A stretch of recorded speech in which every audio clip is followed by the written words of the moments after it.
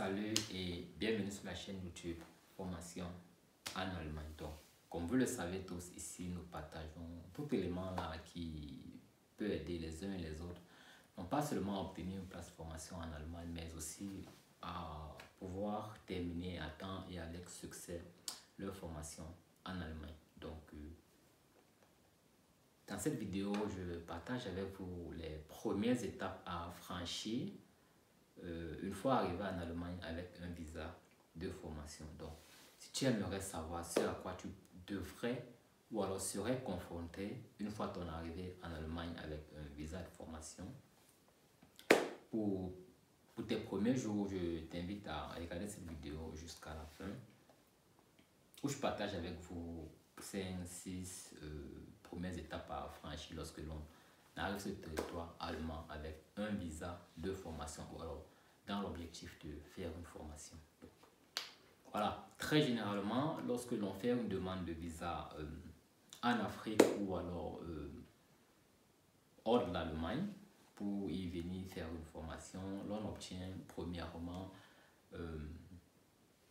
un visa pour 1 mois, 2 mois ou alors maxi 3 mois. Ça, c'est le maximum que vous pouvez obtenir au départ, 3 mois de visa. Bon, maintenant, vous obtenez le visa, mais vous obtenez très généralement aussi l'autorisation d'atterrir sur le territoire allemand au plus tôt 2 semaines avant le début de votre formation. Donc, ça veut dire que si j'obtiens un visa, par exemple, en ce moment, en juin, pour une formation qui commencera en septembre, bien que j'ai obtenu le visa aujourd'hui, je ne pourrai pas encore voyager pour l'Allemagne. J'aurai l'autorisation d'atterrir sur le territoire allemand simplement à partir du 15 août ou alors un peu plus 18 août, 20 août, si ma formation bien sûr débutera le 1er septembre. Donc, cela dit, on ne veut pas que vous arriviez très tôt sur le territoire allemand de peur que vous soyez en train de vagabonder, n'avoir rien à faire et autres, mais aussi on vous donne 2 semaines justement pour pouvoir vous imprégner avant de débuter avec votre formation. Et justement, je partage ici avec vous ce que vous aurez à faire pendant ces 2 semaines-là afin de bien débuter votre formation. Donc, voilà, une fois que tu arrives sur le territoire allemand, il est important d'aller déjà te présenter auprès de ton école de pratique. Ça veut dire l'école qui t'a fourni le contrat de formation.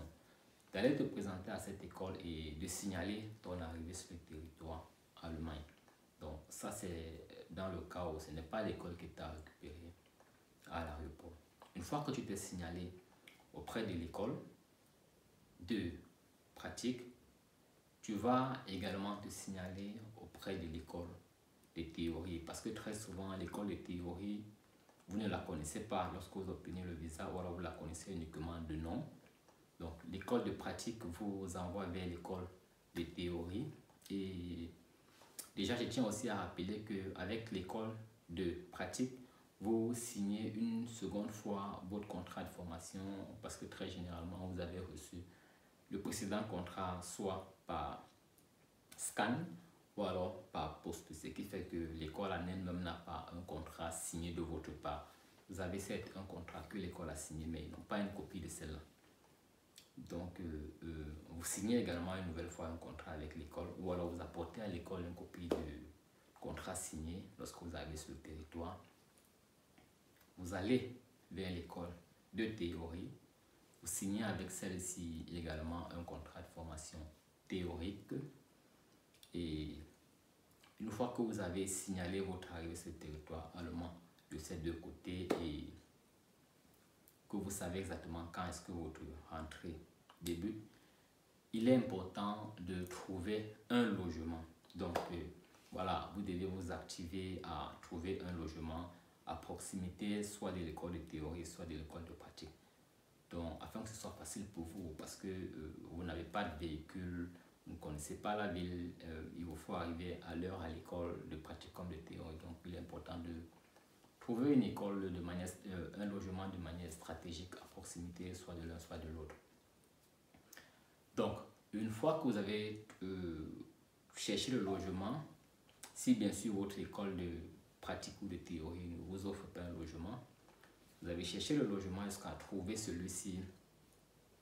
Il est important maintenant d'aller à la mairie de la ville s'enregistrer. Ça veut dire vous partez à la mairie avec votre contrat de bail, signalez que vous habitez dans le quartier ou alors dans la ville, signalez que vous habitez à X adresse afin que cela puisse être enregistré. Donc une fois que la mairie enregistre cela, vous obtenez un reçu, une preuve d'enregistrement, d'être enregistré dans la ville. Avec cette preuve d'enregistrement, maintenant, vous partez ouvrir un compte bancaire. Une fois que vous avez ouvert le compte bancaire, parce que bien évidemment, vous allez toucher un salaire dans votre formation, ou même si vous ne toucherez pas un salaire pendant votre formation, il est important que vous ayez un endroit où garder votre argent. Donc, vous avez créé le compte bancaire, vous allez avec vos documents de la banque ou alors avec vos relevés, votre numéro de compte vers votre employeur, ça veut dire vers l'école de formation pratique.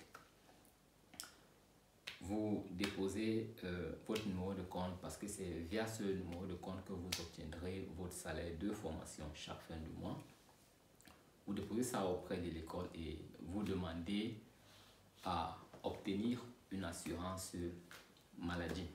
Donc, vous demandez cela à votre employeur généralement parce que pour ce qui est de ceux qui font la formation en Allemagne, votre assurance est payée en moitié par votre employeur et en moitié par vous-même. Donc, généralement, posez-le d'abord déjà la question de savoir où est-ce que vous pouvez signer cette assurance afin de ne pas vous retrouver en train de discuter avec vous pourquoi tu es allé là-bas, pourquoi tu n'es pas pu aller là-bas, il fallait venir nous demander. Donc, vous leur posez la question, ils vous conseilleront où est-ce que vous pouvez aller faire votre assurance. Très souvent, ils vous accompagnent même dans cela. Vous faites votre assurance maladie et vous prenez également ces éléments-là. Et vous allez maintenant par la suite au Ausländerbehörde. Donc, le Ausländerbehörde, c'est ici une autre sorte de mairie dans la ville, mais qui s'occupe principalement des étrangers et qui octroie à ceux-ci un séjour ou alors un permis de résidence sur le territoire allemand. Donc, vous avez au préalable rempli les conditions ou alors traverser les étapes précédentes. Vous allez par la suite à la mairie. C'est en fonction du type de formation que vous faites, en fonction de la durée de votre formation, en fonction de vos revenus et du coût de votre loyer, que la mairie décidera si vous pouvez obtenir un séjour ou pas.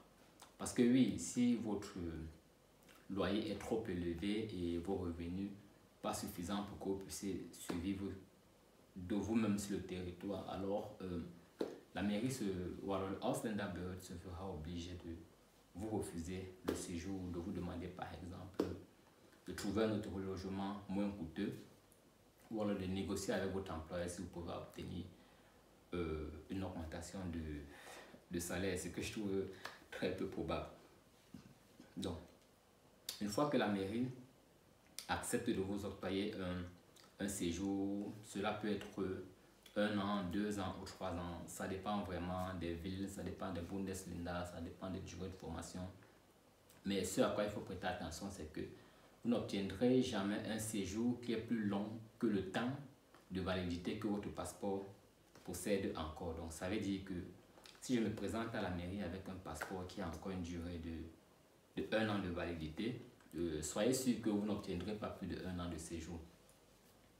Donc voilà, une fois que vous avez maintenant obtenu votre séjour, vous êtes sûr que vous allez suivre votre formation en Allemagne en toute légalité. Vous rentrez maintenant par la suite vers l'école des théories et cherchez à savoir quelles sont les possibilités de déplacement. Comment est-ce que vous allez vous déplacer vers la ville? Celle-ci généralement va vous envoyer vers la compagnie de transport de la ville. Très généralement, c'est la DB, la Deutsche Bahn. Donc, vous allez là-bas et poser la question de savoir quel type de carte de formation est-ce que, quel type de carte de de transport est-ce que vous pouvez obtenir en tant qu'élève ou alors en tant qu'Atsube. Ils vous proposeront peut-être une carte de transport que vous payerez par mois, par semestre ou même par année. Mais de toute évidence, cela est plus bénéfique pour vous que de payer le transport à chaque déplacement. Donc, dans les Bundesländer, comme par exemple le Hessen, on vous propose généralement une carte de transport valable pour 1 an et on vous donne la possibilité de payer soit par mois, soit de payer en une fois. Et vous payez, je crois, 1 euro par jour pour le transport. Donc, pour 365 jours, vous payez la carte de transport à 365 euros et vous pouvez vous déplacer à votre guise à toute heure, un nombre de fois illimité dans le Bundesland Hessen. C'est aussi possible dans d'autres Bundesländer. Je ne m'y connais pas, donc je vais éviter de dire ce dont je ne suis pas certain. Mais je sais que si on ne vous propose pas une carte de la sorte, on vous proposera au moins une carte pour 1 mois, un trimestre, un semestre. Ça dépendra du Bundesländer. Donc, une fois que vous avez ces éléments-là, ça veut dire que vous avez signalé à votre école de théorie comme de pratique que vous êtes sur le territoire. Vous avez nouvellement signé le contrat de formation avec les 2 écoles. Vous êtes enregistré dans la mairie de votre ville, vous avez votre compte bancaire, vous avez votre assurance et vous avez demandé votre carte de séjour que vous obtiendrez de toute évidence 2 ou 3 semaines après. Vous rentrez par la suite au niveau de votre école de formation pratique et cherchez à savoir par quoi est-ce que la formation débutera. Allez-vous débuter votre formation par la pratique? Allez-vous débuter votre formation par la théorie? Quel est votre Ausbildungsverlauf? Ça veut dire que comment est-ce que la formation est repartie sur toute sa durée? Quand est-ce que vous avez pratique? Quand est-ce que vous avez théorie? Afin que vous puissiez vous organiser, l'école met cela à votre disposition. Une fois que l'école vous a dit, par exemple, que vous commencerez par la pratique, cherchez donc à savoir de quoi est-ce que vous avez besoin pour votre premier jour de formation pratique. Si vous devez commencer par la théorie, cherchez donc également à savoir de quoi est-ce que vous aurez besoin ce premier jour. Donc, c'est par la suite, c'est en fonction de ce dont vous aurez besoin ce premier jour que vous saurez ce qu'il y a lieu de faire pour la suite. Donc, je pense qu'une fois que vous avez fait cela, vous pouvez en toute tranquillité et en toute légalité débuter votre formation sur le territoire allemand. Voilà, donc je pense que ce sont là de manière précise et peut-être même assez concise les premières étapes à franchir lorsque l'on arrive sur le territoire allemand avec un visa de formation. Merci d'avoir regardé la vidéo jusqu'à la fin et voilà, si toi également tu es arrivé sur le territoire allemand avec un visa de formation et que tu as eu à franchir une autre étape que je n'ai pas réussi à citer ici, je t'invite simplement à laisser cela en commentaire afin que nous puissions tous prendre connaissance également de cette étape-là. Mais sinon, on est ensemble et à bientôt pour une prochaine vidéo.